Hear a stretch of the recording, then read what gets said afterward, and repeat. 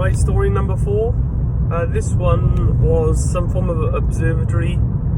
Someone looking through what looks like a telescope. And in their mind I had excitement and dismay.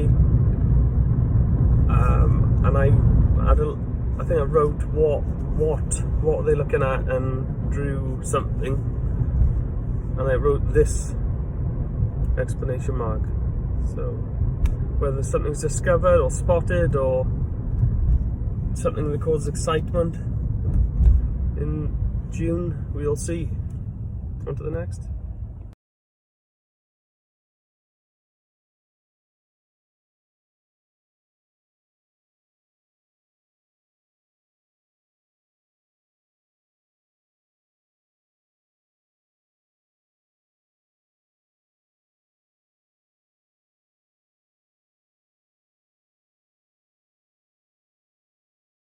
Right, story number 2. This was a little object that goes up for auction.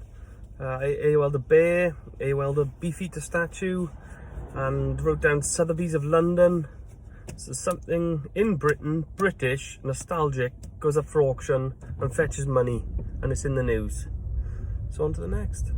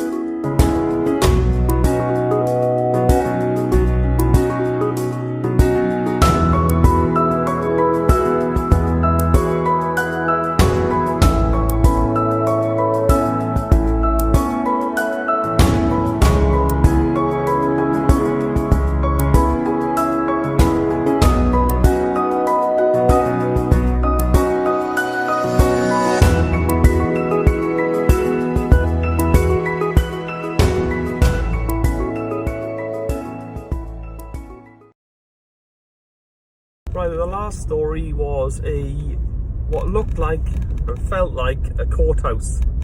I think an AOL courthouse. I wrote US feel, and AOL Washington DC. So some form of case in America is televised or in the news regarding lack of evidence and unfair. People deem it as unfair. The result, the verdict. So we'll see about that one.